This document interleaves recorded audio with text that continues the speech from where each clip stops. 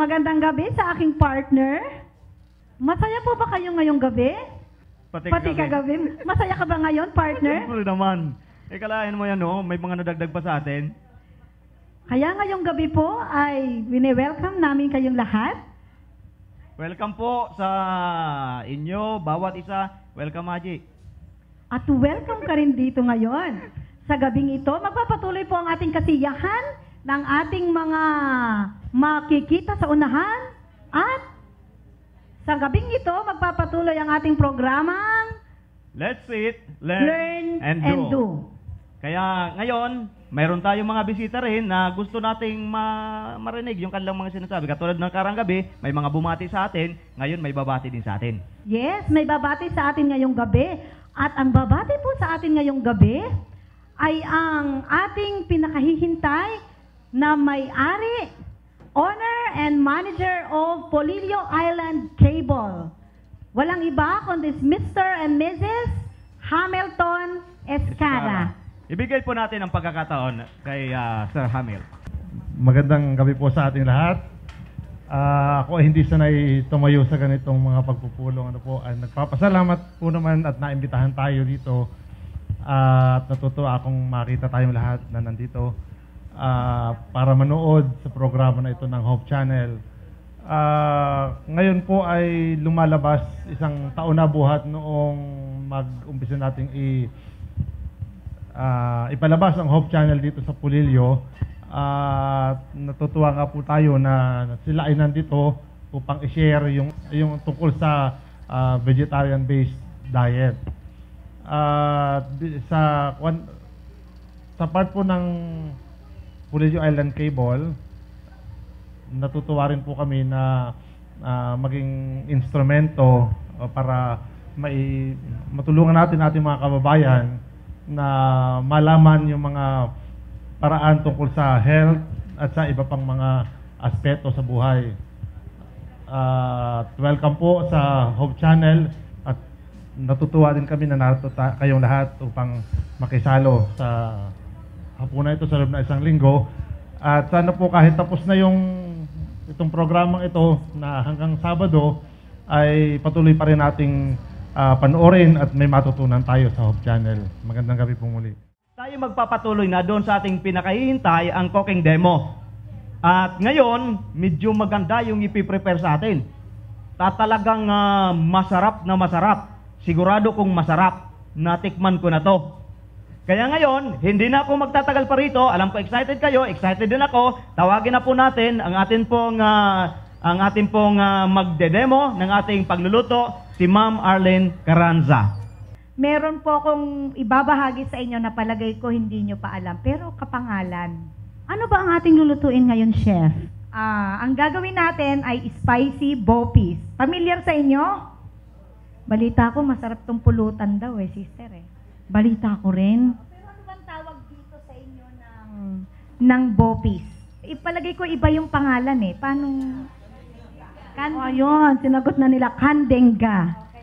Mamaya umorder ako ng bopis hindi nila alam. Kasi kanina po, namalengke ako sa palengke. Sabi ko yung siling mapula, lara. Ginanon ako nung nagtitinda. Sabi ko, ay lara po ba ang tawag doon? Oo, hindi siling pula, lara. Agalit pa sa akin, ay pasensya na po, hindi ko po kasi alam. Bell pepper po English alam ko. Kaya sabi ko, medyo magkakaiba siguro yung ating mga pangalan kapag napunta tayo sa ibang lugar. So, ang akin pong ibabahagi sa inyo ay spicy bopis. Pero ito po, ang itinuturo namin ay plant-based. Manggagaling sa halaman. Bakit? Kasi po, iniiwasan po natin ang maraming kolesterol, uric acid, kasi nagkakaedad na po tayo. Ako, malapit na rin ako. Inihanda ko na sa senior citizen yung sarili ko. Kaya nag-explore na ako ng iba't ibang menu na maaari kong ipalit dito sa ganitong menu. Okay po? Sige. Excited naman ako dyan. Meron ako dating kaibigan na lagi kami binibigyan ng bopis. Pero yun yung mga laman-laman loob ng baka, yung baga niya. Pero ngayon, parang kakaiba ito, Chef. Iibahin natin ngayon, pero halos kapareho ng lasa. At saka, ano ba yung ginagamit nyo dito pag bopis? bagal ng baka, mga laman-laman loob. Alam niyo po ba yung mga lamang loob na yan? Di ba yan ang mga tagasala ng dumi doon sa ating mga ano? Tapos tuwa tayo nakakainin natin. So, parang hindi siya maganda, no? Hindi natutuwa siguro yung may lalang sa atin na pinababayaan natin ang katawan. Magaling yung ating mga panlasa. Namimili tayo ng lasang masasarap, pero yung health naman natin bumabagsak. So, ngayon, umpisa na natin. I-introduce ko na yung mga ingredients natin. Una po, meron po akong mushroom. Okay? Mushroom po ang gagamitin ko. Mushroom. Meron po akong gluten. Ito po ay protein ng flour. Okay? Meron po ito. Makakagawa. Protein po ito ng flour. So, plant-based pa rin siya. And then, meron po akong, as usual, meron po akong labanus. Meron po akong bell pepper o lara. Okay. At saka meron po akong carrots. Lahat po sila ay chop. Meron po akong panggisa. Ito po yung bawang, sibuyas, at saka luya. Okay po? So, sige, umpisahan ko na. Okay po. So, maggigisa na tayo ba? So, igigisa ko po, ilalagyan ko ng mantika. Konti lang hanggat maaari kasi po ay magbabawas tayo ng kolesterol natin ngayon. O, sister, tulungan mo nga ako. Okay. Pakilala natin muna nga pala yung mushroom. Ito po yung mushroom na ginamit ko. Okay, sa mushroom po ay marami po tayong makukuhang. So, ito po yung kagandahan yan. Ito po ay fresh, masarap din sa mga bulanglang, mga nilaga. Dinadried po nila para kung marami pong supply na na-harvest, ay ma-preserve po ito. So, ito po ay binabad ko, pinakuluan ko, mag-e-expand po ito, lalaki pa po ito, and then chinap ko na po siya. So, pakuluan nyo, tanggalin nyo muna yung water niya kasi may pungy smell siya. So, kailangan matanggal nyo muna yon. Okay, so igigisa ko na po yung bawang. So, kailangan natin yan. Marami tayong, ang ginger po ay maganda rin. Ito ay ginagamit natin karamihan panggamot sa mga may sakit. Ano ba yan? High blood ba yun? Bawang ang high blood. Oo. Pag ang ginger naman, ito ay karamihan sa stomach to eh. Oo, sa throat. Hindi lang yun, marami pa po. Babanggitin ko po ito sa susunod para meron po naman akong sasabihin. Magtitira naman po ako, hindi ko sasabihin lahat sa inyo ngayong gabi. Ano po? So, ilalagay ko na po yung mushroom. Okay, chef, kanina meron akong tinatanong sa'yo, masyado akong excited. May nabasa kasi ako tungkol sa mushroom na nakakatulong daw sa pagbabawas ng timbang. Totoo ba yon? Oo, kasi ano siya, low fat siya, di ba? Pagkatapos, meron pa siyang content na nakapagpabawas ng gana ng pagkain. Okay? So, ilalagay ko na po itong, ano ba to? Mushroom na ito. Yung nilagay ko po ay yung gluten. Now, meron po akong sikreto dito.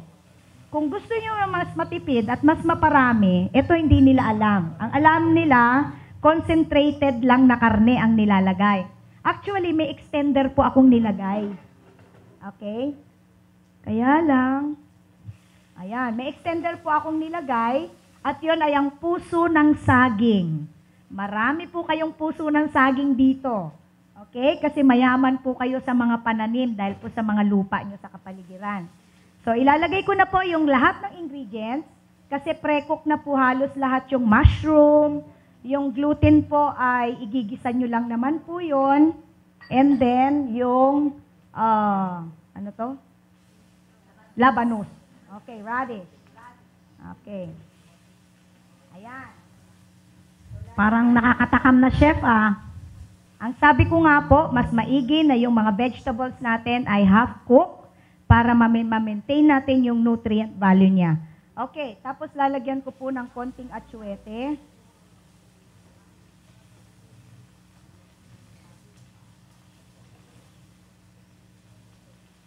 Okay, kayo na po pahalang maglagay kung anong klaseng seasoning ang ilalagay po ninyo. At kayo na rin po ang bahalang maglagay kung gaano kaanghang ang gusto po ninyo. Kasi karamihan yung iba, ayaw nila ng masyado.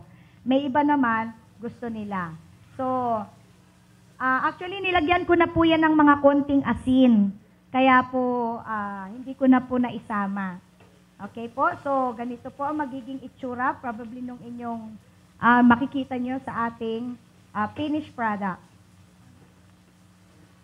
Okay, so ibigay ko lang po yung procedure sa inyo. Ang extender po ninyo na pwedeng magamit ay puso ng saging. Ang puso ng saging ay mainam, no? Nagbablock po ito sa mga cancer din. Okay? Yung menstrual period natin, kapag masakit yung mga puso ng kababaihan, ay nakakapagpabawas po ito. Nakakatanggal din po ito ng stress. Okay? Nakakatanggal po ng stress. Kung ang saging na bunga, yung fruit, ay nakaka-relax, nakakakalma, nakakapagpasaya, ganon din po yung puso ng saging. So, hindi lang po tayo basta-basta kakain. Alamin po natin kung ano yung mga iba't ibang bagay na makukuha natin sa ating makakain. At kumain po tayo ng balanse. Okay? Hindi po puro karne, tapos kanin, wala ng gulay. Okay? Practicein po natin sa ating mapagkanyan. So, ganito po ang itsura ng ating finished product. Ayan po. Nilagyan ko ng sili sa ibabaw para ipaalam po sa inyo na maanghang po yan. Okay po. So, ngayon po, meron po akong kasama ng inang pagkain na aming ihahain sa inyo. Meron po akong ipinipare na alternative natin para sa ating mga bagoong. Okay? Yung bagoong po natin, bagoong isda, di ba? Alamang. Masarap itong pansawsaw sa gulay na nilaga. So, naglaga po ako ng okra para sa inyo. At yung plant-based na tinatawag, ito po ay, nakikinaan niyo po yung black beans. Tausi. Oo, tausi. So, ito po yung alternative na ginagamit naming bagoong. Magigisa kayo ng bawang, sibuyas, kamatis, buo-buo po yun. So, pwede nyo pong durugin or kung meron po kayong food processor, pwede nyo po itong i-blender. So, magiging thick po siya. Ganito po ang magiging itsura. Gusto ko pong, kasi para po sa kari-kari po, ito po ang ginagamit ko sa mga handaan. Okay? Kasi po, yung mga hipon na maliliit, hindi po tayo safe na yun ay malinis. Yun po ay tagakain ng dumi sa gilid-gilid o sa gitna ng dagat. Kung alam po ninyo. Alam po ninyo ito. Ngayon, para po tayo ay mas maging malusog, iano po natin yung malinis, masustansya. Beans po ito. Soybeans din po ito. Black beans. Okay? So, maganda po ito sa inyong kalusugan. Marami pong salamat. Magandang gabi po sa inyong lahat at ma-enjoy nyo po sana yung pagkain inihanda namin sa inyo.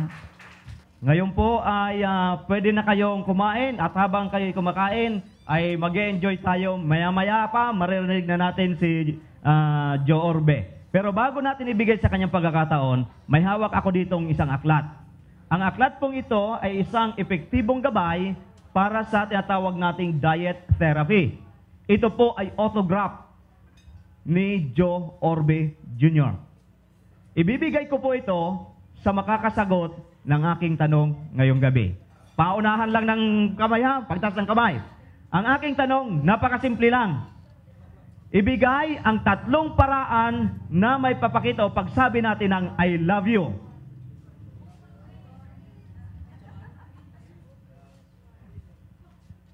Auditory, visual, and kinesthetic.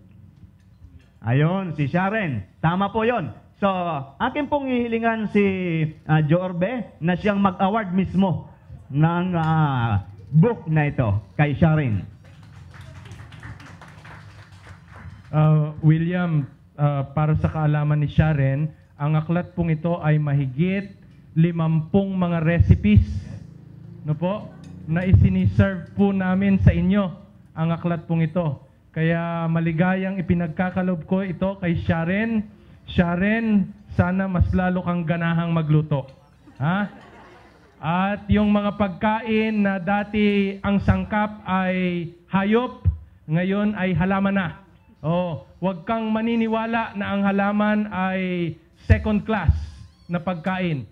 Dahil sa aklat na ito, ay mas marami kang mailuluto na maganda para sa iyong pamilya. Yan. Salamat, Sharon.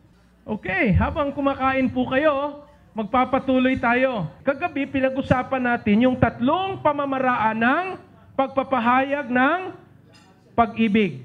No? Tinukoy natin yun, ano? Ano yung una? Ano yung una? Visual. Ito po yung mga tao na bagamat sila ay iba't ibang paraan ng pagmamahal, ang dominant sa kanila ay yung nakikita. Yung pangalawa ay, Mel? Auditory. Gusto naman nila yung napapakinggan. Ano yung huli? Doren? Kinesthetic. Ano ito? Mga paraan na nadarama. No? Doon sa 3 yon, isa doon, dominant kayo. Kaya bagamat yung 3 yun mananatili, importante na alamin ni Leonard kung ano ang dominant kay Rina. Tama ba? Baka magkamali ako. Malaking kasalanan. Okay, so ngayong gabi ang pag-aaralan natin ay effective communication. Paano ba ako makapagpapahayag na nauunawaan? Kasi madali ang magsabi, isa na namang bagay ang naiintindihan ka. Ang mga babae pa naman, malaki ang pangangailangan na magsalita. Kaya maghapon, hindi po pwedeng hindi puputak. Ano? Pero importante, dahil kahit na marami ang iyong sinalita, ang importante doon, naintindihan ka ba ni Louie? Di ba? Naintindihan ka ba ni Tessa Arnold? Kasi posible na ikay putak, ng putak, pero hindi ka naintindihan ni Vice Mayor. Kaya pag-aaralan natin ngayong gabi, papaano ba na ako ay makapagpapahayag na naiintindihan ni Orlando? So sabi daw, para tayo'y makapag-communicate o makapagpahayag na naiintindihan tayo ng ating mga kasamahan, sabi ay, sige nga, basahin natin sama-sama. Ready? Read.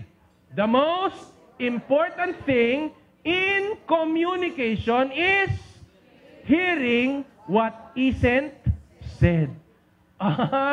Kadalasan pala ang pinag-uukulan ng ating pakikipag-usap ay yung naririnig lang natin. Maliit na bagay pala yung naririnig, Louie. Ang malaking bagay ng pakikipag-usap ay yung hindi naririnig, kundi nakikita, Arnold. Kaya, bagamat yung bulag nakakapag-communicate, naririnig niya, may malaking bahagi ng ugnayan na hindi niya nagaganap. Bakit? Hindi niya nakikita. Naintindihan niyo po ba? Halika, Leo. Hawakan mo itong aking mikropono. Magde-demo tayo. So pagka sinabi kong magandang gabi po sa inyong lahat. So yun ay naririnig nyo lang, no? So wala nang iba. Pero pagka ito'y sinamahan ko ng aking pagpapahayag na gamit ang aking buong katawan, mas mauunawaan ninyo, hindi ba? Katulad ng pagngiti. Magandang gabi po sa inyong lahat. Mas maganda ba yon? Pag sinamahan pa ng kamay, Nanay Cristina, magandang gabi po sa inyong lahat. Di ba? Mas maganda. Pero kung ikay bulag o hindi mo nakikita yung kausap mo at naririnig mo lang, nawawala yung mahalagang sangkap ng iyong pagpapahayag. At pwede kang hindi maintindihan, Emard. Kaya sabi po doon, salamat Leo, the most important thing in communication is hearing what is said. So, merong 3 mahalagang sangkap upang tayo'y maunawaan ng ating mga asa-asawa. Para nang sa ganon, iba naman pala yung sinasabi ni Leonard, iba ang sambot mo, Rina. Iba yung sinasabi ni Rainier, iba ang sambot mo, Maribel. Importante, pareho kayo ng channel. Di ba? Pagka magkaiba ng channel, ay hindi magkakaintindihan. So, una daw ang sabi, unang sangkap ng mabuting ugnayan, speak. Hindi ko kayo marinig. Parang napipi kayo sa bopis. Speak wisely. Pagka daw po tayo'y nagsalita, kinakailangan ay mayroong karunungan. Hindi yung parang mangmang. Naku, linagayan ko po doon ng reference kung saan nyo makikita sa mabuting aklat. Para kung kayo'y may mabuting aklat sa bahay, ay tututukan nyo po ito para matsundan nyo yung ating pinag-uusapan. Okay po ba yon? Okay. So sabi doon, kinakailangan pala pag nagsalita tayo, ay may karunungan. Meron kasing mga taong putak ng putak. Sabi, paulit-ulit na walang karunungan. Ikalawa, sabi doon, pagka daw tayo ay nakipag-ugnayan, kung hindi tayo ang nagsasalita, tayo ang nakikinig. Pero yung pakikinig natin, kinakailangan ay active. Nakikinig ka talaga. Ang ikatlo, ang sabi doon, ay exchange gracefully. Makipagpaliwanagan ka ng may biyaya. Ibig sabihin, pagka nakikipagpaliwanagan ka, gusto mo na maintindihan ka. Hindi yung hinihahanda mo, yung isusumbat mo. Meron kasi mga ganong tao makikipag-usap, kunwari, hahanapin ang pakikipagkasundo, pero ang kanyang salita, ang hanap niya ay mamula, away, yan. Hahanapin niya kaagad, may reserba na siya. No? Ay, nako, sabi ko sa inyo, yung mga babaeng yan, no? Talagang atin pong aalagaan kasi yan po ay parang mga USB. Alam niyo yung USB? Parang computer po yan, yung hard disk. Talagang panay ang save. Kaya kahit natapos na ngayong araw, pagka kayo nag-away ulit sa sunod na buwan, nako, ungkat ulit yun. Kaya talaga pong maalahanin ang ating mga kababaihan at ito'y tatandaan natin. So talakayin po natin isa-isa itong mga bagay na ito. Kasi gusto ko pong maidiin sa atin na ito lang naman tatlo Ano ba't papakahirapan pa natin? Pagka itong tatlong ito ay nauunawaan at ginaganap natin, remember, learn and do. Tapos na yung it bakante na yung mga plato ninyo. Learn and do.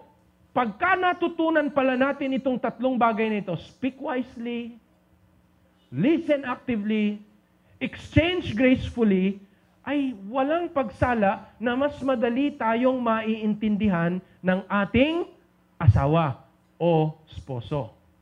Sisimulan po natin. So, paano ba itong speak wisely? Una, sabi nung speak wisely, yung pagsasalita ng may karunungan, dapat sa pagsasalita mo, kung meron kayong hindi mapagkaunawaan, walang problema dun sa nagkakaintindihan kayo Ang problema, pagka hindi kayo nagkaintindihan, intindihin mo itong maigi Maribel, magiging problema mo to pagdating ng panahon. Mas magandang maghanda, wala pa ang problema. Di ba, Sharon? Una, sabi, tukuyin mo kung anong problema. Sample, senaryo tayo. Yung lalaki nagtatrabaho, si Louie nagtatrabaho, si Doren nasa bahay. So si Doren ang in charge sa mga gawaing bahay. Dumating si Louie ng gabi, gutom na gutom, malayo pa sa bahay, naaamoy niya na ang sinaing. Ang problema, Louie, pagpasok mo sa bahay, sunog ang sinaing. Nadagdagan pa, nung makita mo sa kanan, doon sa sopa, nakahirati si Doren. Patik-sticks. Sa init, dapat baliktad.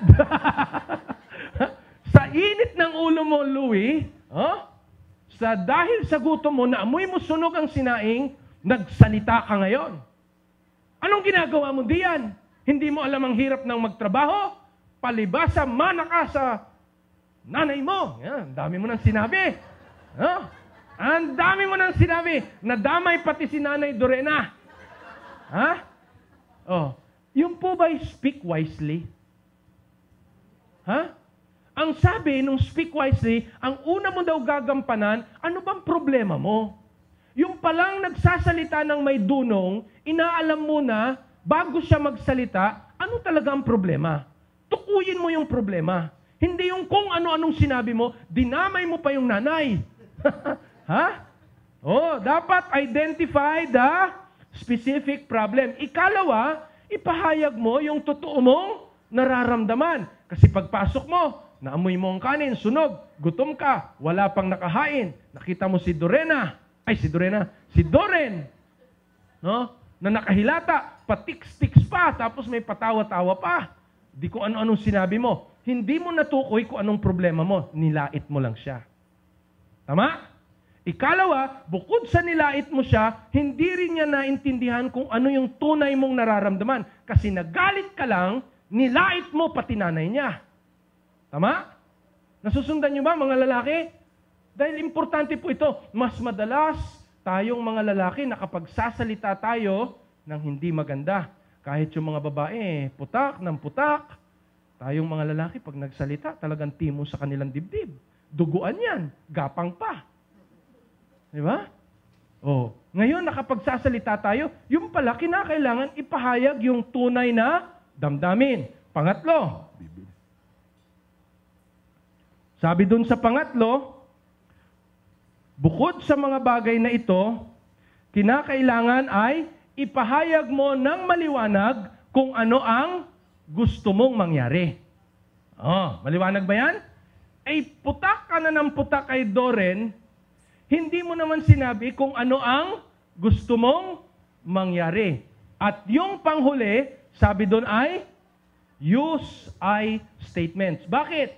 Ang ginamit mong paraan ng pagsasalita, tamad mo! Hilata ka dyan! Pagod! Ay nako, masakit. Bago mo mabawi, nasaktan mo na yung iyong kabahagi. Malungkot ano? Ngayon, itama natin ngayon, Louie.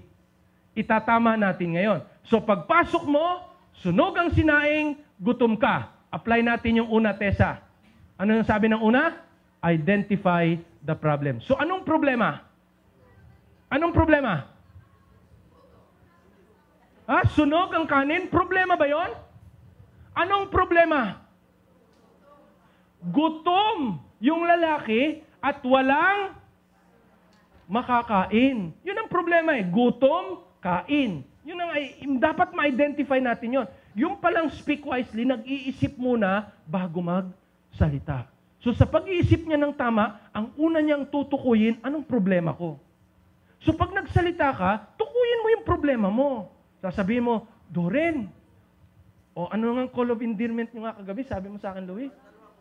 Ay, dalawa na. Kagabi, isa lang. Doren. Kainamang ka talaga, oo. Yung hindi ka galit.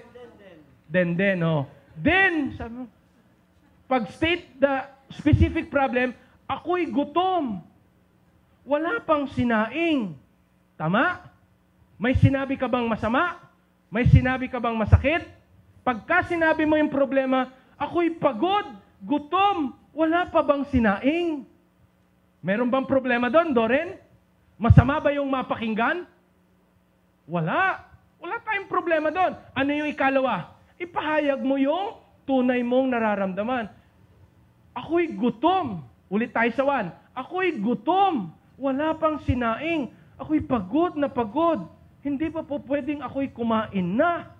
Kahil gutom siya eh. Yun ang kanyang tunay na damdamin. Kaysa yung sinabi mo, tamad-tamad mo, maghapong ka nandito, tiks ka pa ng tiks. Manang-mana ka sa nanay mo.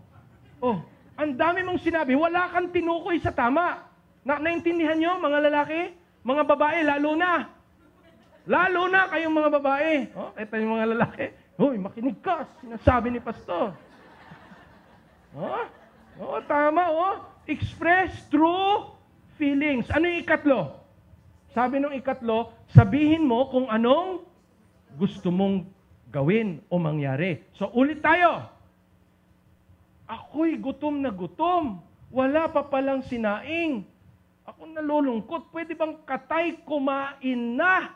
Di ba? Sinabi mo kung ano yung gusto mong mangyari. May mali ba doon, Tessa? Ikaw ba'y masasaktan kung umuwi si Arnold at ganun ang sabihin? Masasaktan ka ba? Wala siyang ibinibintang sa'yo, pero mararamdaman mo kung ano ang dapat mong gawin. Kasi pag hindi natin sinasabi kung ano yung nararamdaman natin, hindi natin ipinapahayag kung ano ang gagawin, hindi rin alam ni Maisa and Emard na kung ano ang tamang gawin. Di ba? Kaya tayo nagkakagulo-gulo. Ano yung panghuli? Use I statements. Huwag kang gagamit ng ikaw, mo. Ang gamitin mo ay ako, akin, di ba? Ito ang gagamitin mong mga salita. So ulit tayo, Louie. Una, ako'y gutom na gutom. Wala pang makakain, Doren. ako'y nalulungkot. Pwede bang tayo'y kumain na? Di ba?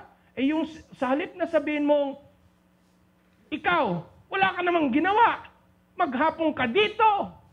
Manang-mana ka sa nanay mo. Ay, puro lahat yun ay ano, hindi ay statement yun, Nanay Cristina.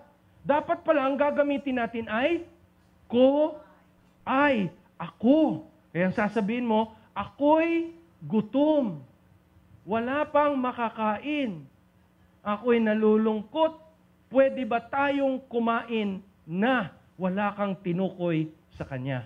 So yung babae, yung nakikinig, alam niya kung paano siya tutugon. Naintindihan niyo po ba yung proseso?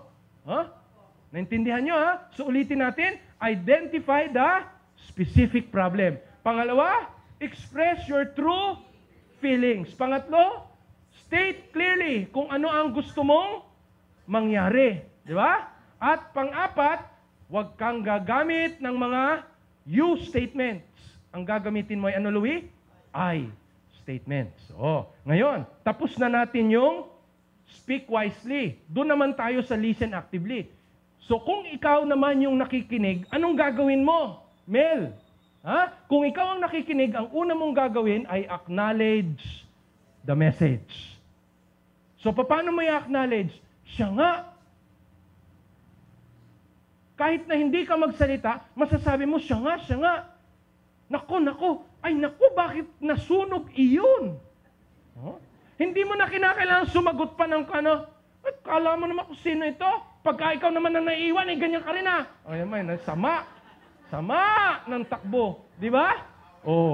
Pagka ikaw naman palang nakikinig, huwag ka nang magsasalita ng gayon. Ang gagawin mo lang ay acknowledge the message. Ay, siya nga. Ano nangyari? Nakalimutan ko. Nasunog ang sinaing. Di ba? Ganun lang kasimple yun. Acknowledge. Kung ano-ano pang sasabihin mo. Kung makasalita, mana ka sa nanay mo, ay di nagkabaliktaran na. Damay na damay ang mga nanay, kaawa-awa naman ang mga nanay. So hindi pala maganda. Ikalawa, sa listen actively, interpret the message. Dito na pumapasok, Tessa, yung ibang mga bahagi ng pakikipag-ugnayan. Kasi hindi lang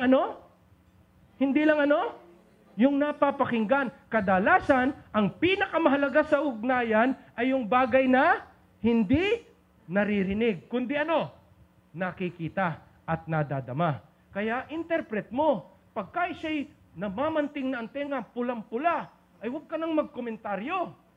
Na-interpret mo na talagang ito'y gutom. Ito'y makakakain ng buong ahas. Naintindihan niyo po ba yung sinasabi ko? Huwag ka nang sasabay. Bakit? Nakikita mo siya. Kung yan ay hindi nakikita ang tao, hirap ka. Bakit? Kahit na mataas ang tono niya at maragsa ang kanyang tono, minsan, pagka Batanggenyo o kaya iba ang kultura, iba ang salita, ay talagang maragsang magsalita. Pero pagka taga Iloilo, tulad ng aking asawa, ay sasabihin ay, sumbagunta ka. Talaga naman. Kaya susuntukin ka na, marangyap, ay yung malumanay pa. Ay dapat pala, ini-interpret natin. Nakikita natin Talagang, hindi ka patatayo diyan. Ay kitang-kita mong itsura. So interpret mo yung message. Dapat maintindihan mo, ma-internalize mo yung gusto niyang sabihin. Tingnan ninyo. Gusto kong tingnan nyo ito. Emard, tingnan mo maigi ito. Dio. Dio nga ba? Oo. Tingnan mo, Dio. Ilang porsyento ng buong pakikipag-ugnayan ang salita? Liit, Ang liit lang pala, kaya putak ka ng putak. 7% lang pala iyon. Ang liit ng tubo. Ang laki-laki ng diniposito mo. Liit ng tubo, 7% lang. Pagkatapos, ano po yung sunod na malaki? 38%. Yung tono. Yung tono. Kaya, hindi lang yung salita ang pakikinggan natin. Angkop ba yung salita? At angkop din ba yung tono? Kaya, yung tono ilang porsyento? 38. Ano ang pinakamalaki? Sharon? Yung body language, yung tinatawag na gesture. Makikita mo ang kamay. Kaya pagka kayo nag-uusap, ay bakit ngayon ka lang napauwi? Ay ako'y nagdududa na. Pagka sasagot ang lalaki, ay wala. Nag-overtime. Yung pala, yung body gesture na kinakagat at nginunguya niya yung kanyang kuko, ito po ay body gesture ng ano? Meron siyang nililihim. Nag-ano na kami, napainom. Si Arnold kasi, sabi ko na huwag na kaming...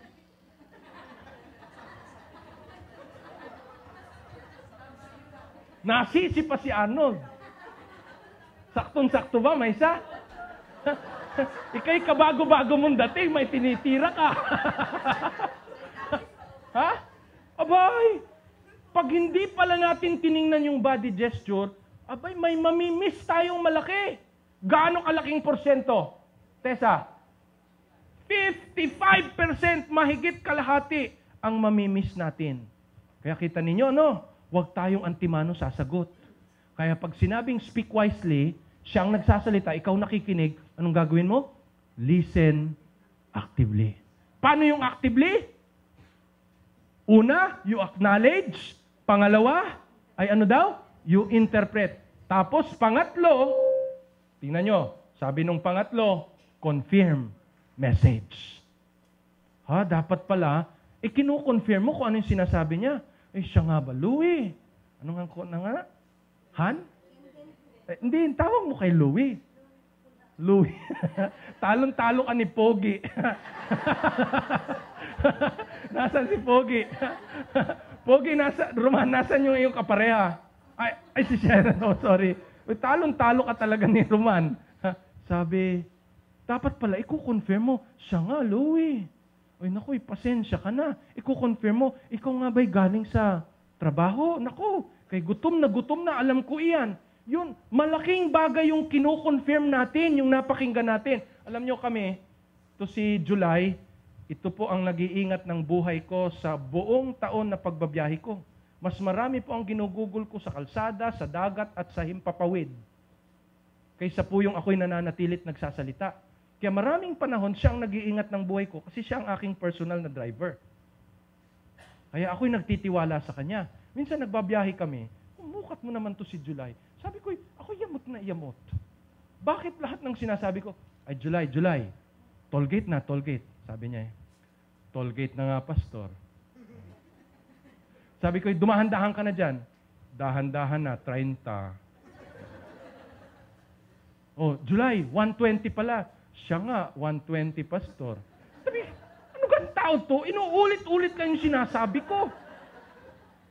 Ay, kaya mo. Yung pala, mayroon tayong matututunang maganda doon. Puy, bakit? Abay, pagka pala inuulit natin yung sinasabi sa atin sa paraan na ating ninanamnam at iniintindi, nakukonfirm din na ikaw ay nakikinig sa Kanya. Di ba? Pero kasi may mga mister na sinasabi na, ako gana may ginanon sa palengke ni Rina. Ikaw naman, kung ano-anong iniisip mo, wala yan sa Kanya.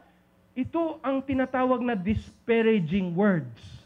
Yung bang parang mini-meltdown natin na sa Kanya'y importante, pero sa iyo parang hindi importante, nasasaktan siya.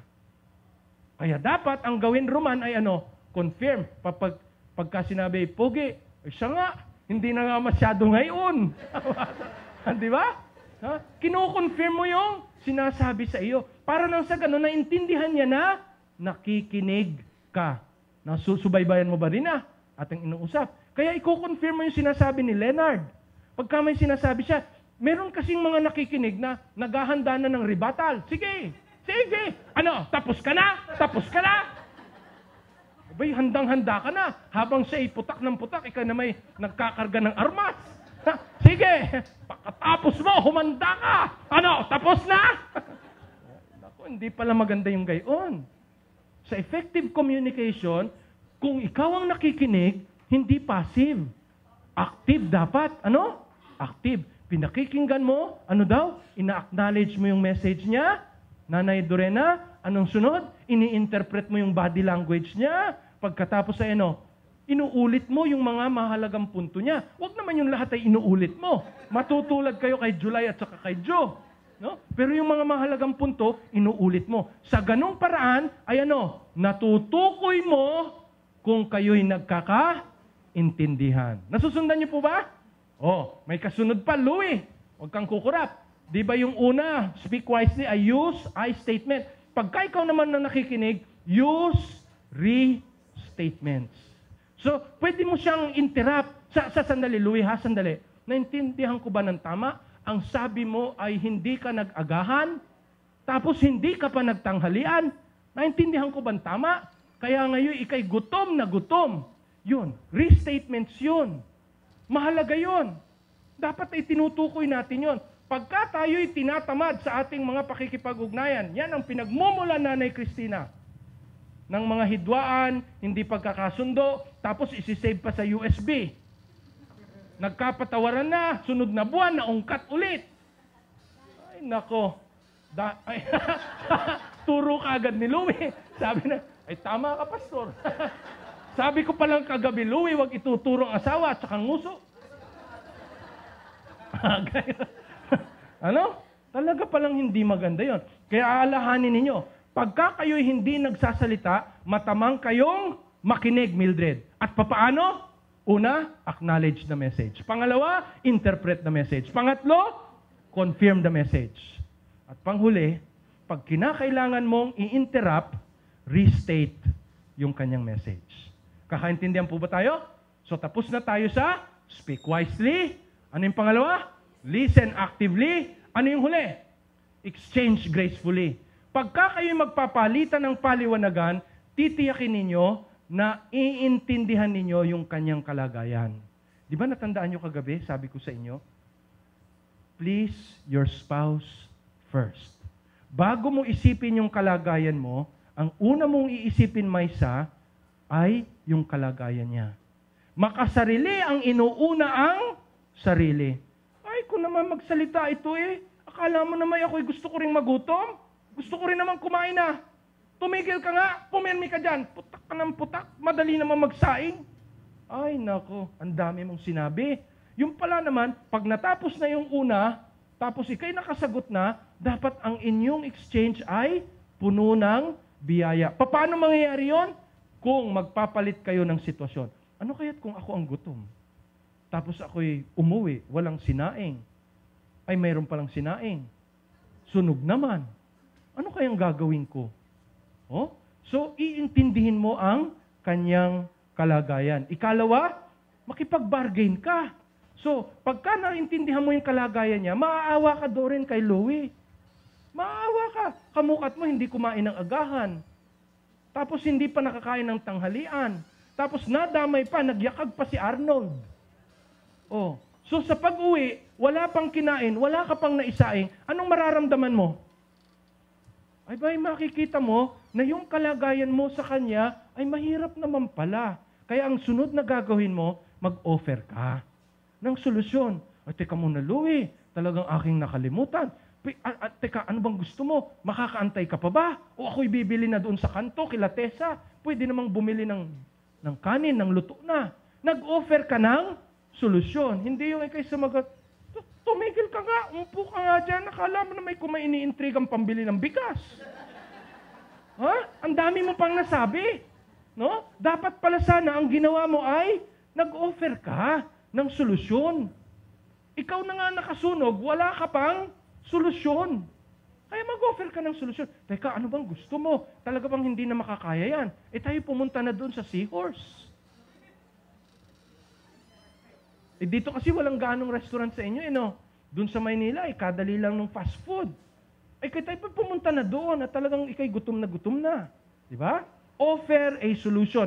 Bargain together. Okay ba yun sa'yo? So sasagot si Louie. Sabihin ni Louie ay, teka muna, talagang, sige, mag-aantay na nga lang ako. Iba pa rin kasi yung sinaing mo di naman. Sa iba, no? Talaga naman. Iba pa rin kasi yung sinaing mo. Kaya maganda po yung nagbabargain kayo ng magkasama. Kung anong pinakamainam at pinagkasundoan nyo, yun na yun, Tessa. Huwag mo nang pahirapan, Mildred. at nagkakaintindihan kayo sa ganong paraan. Tandaan nyo po, sabi doon, always agree on a win-win solution. Di ba? Yung po bang compromise ay win-win solution? Ha? Yung compromise, win-win solution ba yon? Alam nyo, mapag-aaralan pa po natin ito pagdating po dun sa conflict resolution. Pero ito pong win-win solution na sinasabi ay yung pareho kayong masaya na nagpasya sa inyong solusyon sa inyong problema. Yung compromise, iba yun, Mele. Yung compromise, nagparaya ka. Siya'y nagparaya din. So, hindi kayo nakaabot dun sa kalagayan na pinaka-mainam. Kaya yung compromise po, kadalasan, hindi po yun ang best na solusyon, Sister Marilyn. No? Ang pinaka-best na solusyon ay, Emard, win-win solution. Sa susunod na gabi, pag-aaralan natin ano yung win-win solution. Ako po'y nagpapasalamat na tayo'y nilalang ng Diyos na may dalawang tenga, isang bibig. Nangangahulugan, nais ng Panginoon na makinig muna tayo, mag-isip muna tayo, bago ano? Bago tayo magsalita. Sapagkat sa oras na yay nasabi mo na, Maribel, kahit na gaano katakot-takot na sorry, hindi mo na maibabalik ang nasirang damdamin. At katakot-takot na bayad niya ng rose, ng chocolate, ng bagong set ng pinggan, bagong damit, ay kita mo, napamahal ka pa. Di ba? Pero kung iintindihin natin ang mga bagay na ito, meron palang magandang ugnayan ang mag-asawa. Sa palagay nyo, kapaki-pakinabang to? Ha? Ha? Sharon? Kapaki-pakinabang kaya ito? Bukas ng gabi, huwag kayong mawawala. Itutuloy po natin yung ating usapan. Ang pag-uusapan natin ay ano, Louie? Louie, anong pag-uusapan natin? Anong pag-uusapan natin, Louie? Ha? Hug me and kiss me. Sabi ko sa inyo, lumalalim ito eh. Sabi ni Louie, yan ang maganda. Arnold, pasimple ka pa. Nakahalukip-kip ka pa, no? Pero ito'y pag-uusapan natin. Kaya kung nakinabang po kayo nung linggo, ngayong gabi, bukas po, mas kapaki-pakinabang po ang ating pag-uusapan.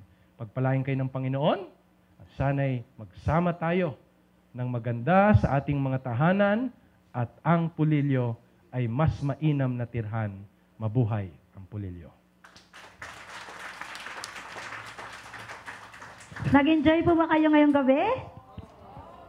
Kaya dahil nag-enjoy kayo, bukas ng gabi, babalik ulit kayo 6:30. Para on time tayo. Pagka on time tayo, mas maraming panahon, mas mahabang pag-uusap, mas marami tayong matutunan.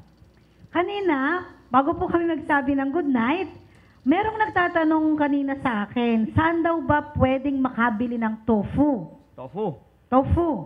Yung menu natin kagabi. Yes. Simple lang, may bibigay ako sa inyong cellphone number. Okay? Kung mayroon kayo, hindi nyo matatanda, okay lang. Bukas, may bibigay kami sa inyong card. Ang cellphone number ay 0907-988-8068. Hanapin nyo si Arlene. At doon kayo po pwede na makakuha ng tofu. Ang number na ito, yung may-ari, narito. Tawagin natin. Pakita nyo, Tawagin natin Arlene. si Arlene. Yan. Yun ang inyong hanapin. Pagkatapos yung kanyang mister, pag wala si Arlene, si Dante. Yan. Pwede sigurong i-forward dito, nahihirapan si tatay. Tingnan. Ayan. Ito po si Arlene Absede. Sa kanila po matatagpuan ang tofu para maluto nyo na ang inyong natikman kagabi. Kung gusto ninyo makita kung paano yung ginagawa, bumisita kayo doon sa lugar nila, makikita nyo safe na safe ang paggawa doon. Okay? Malinis, maayos, sigurado kayo sa produkto. At kanina, merong ibinigay na book si Joe Orbe. Yung nakuha ni Sharon, ni Ma'am Sharon. At meron din sa akin nagtanong, parang paborito akong tanungin ngayong gabi. Ngayon nang tanong, Ma'am, meron bang mabibilhan nun? Meron. Kaya yun ang itatanong ko sa iyo ngayon. May good news pa. O, sige nga. Kasi, sabi niya, yung bibigyan bukas ng card, automatic, pag pumunta sa kanya, ay merong 20% discount dun sa book. At itong book na to, ay pwede nyo rin mabili dyan din sa number na yan. Yan. Hanapin nyo rin si Arlene. Okay? Yan. Itong nakikita nating books dito, ito po ay, kagaya ng sabi ni Joe Orbe kanina, free. For example, yung Health and Home, free sa makaka-complete attendance. Pero, yung hindi po papalari na magkaroon ng mga books na ito, dito sa ating programa, kay Arlene Absede po kayo makakabili at nakakatuwa yung sinabi mo, partner. Bukas, 20%. paano sila magkakaroon ng 20%? Dapat mayroon sila ng card. At kailan ibibigay ang card? Bukas. Yan, kaya huwag kayong mawawala bukas para po makatanggap kayo ng discount card na 20% para kung gusto nyong bumili ng mga aklat na iyan, ay makakabili kayo anytime. Okay, paalam na tayo, partner. Maraming salamat po sa inyo. Bukas, See you tomorrow. kita-kita ulit tayo sa programa nating Let's Let's Eat, eat, learn, and do. Good night, everyone. Nagabi po, kita-kita tayo bukas.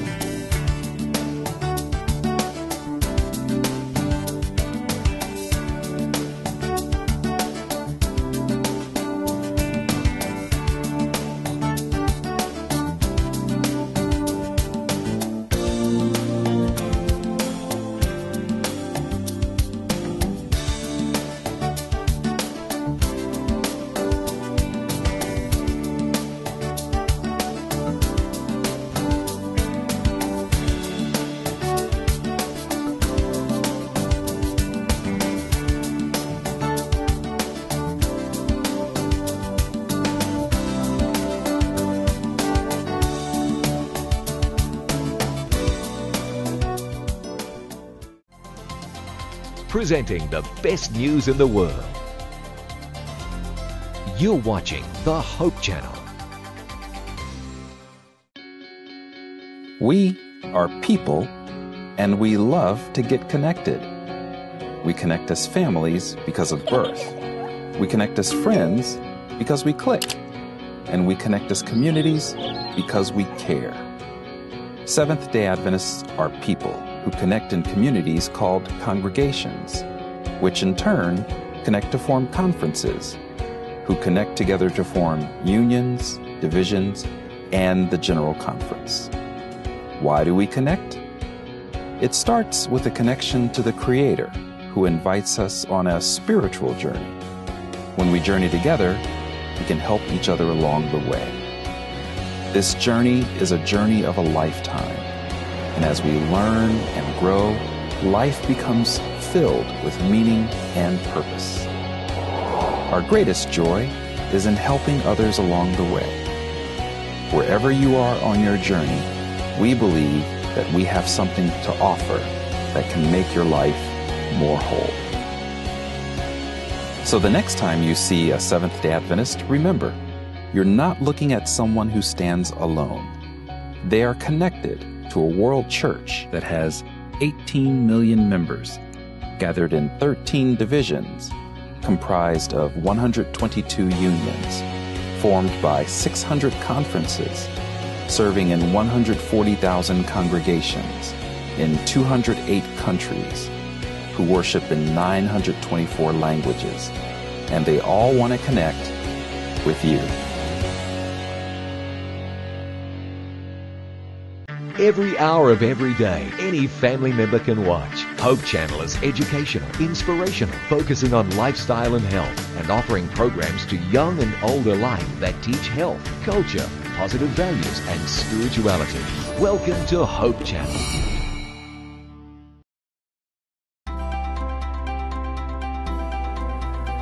It's the all-new, updated In Prayer app, reminding you to pray at 7 a.m. and 7 p.m. 7 days a week. prayer requests and stories, the daily devotional, all the latest videos, and social media integration through Facebook and Twitter, plus many more features. Now available free for iPhone, iPad, and Android.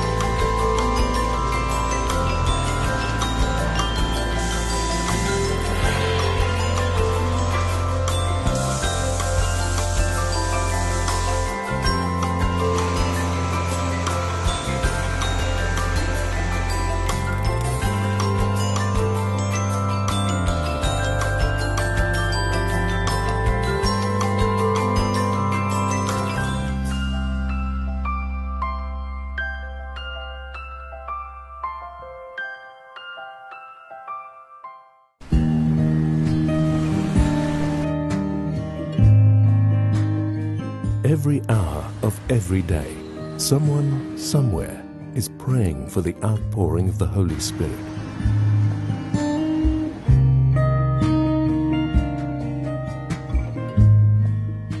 "777", praying at 7 a.m. and 7 p.m., 7 days a week.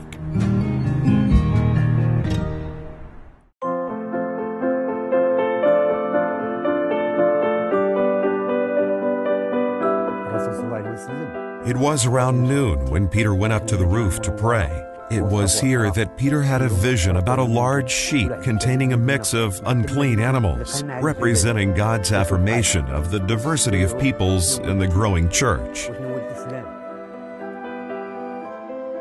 We had heard that Peter was staying at the house of Simon the tanner, and were instructed by Cornelius the centurion to go out and find him.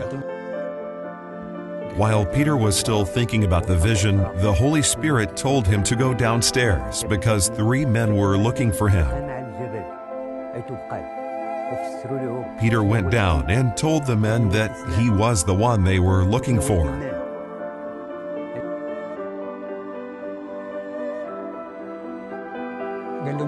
We then told Peter that Cornelius the centurion had been told by an angel that Peter would come and see him at his house. So, unbeknown to Peter, Cornelius was already expecting his visit to Caesarea. What happened here was quite unusual, just the fact that Peter entered the house. Remember that it was against the law for a Jew to associate with or visit a Gentile. Cornelius told Peter how 3 days earlier he had been praying in his house when an angel had appeared before him. Peter shared with Cornelius his new understanding that God does not show favoritism and is the Lord of all. This was a real turning point. From this point on, the gospel was also given among other people groups, and it all started out with prayer and fasting and a vision.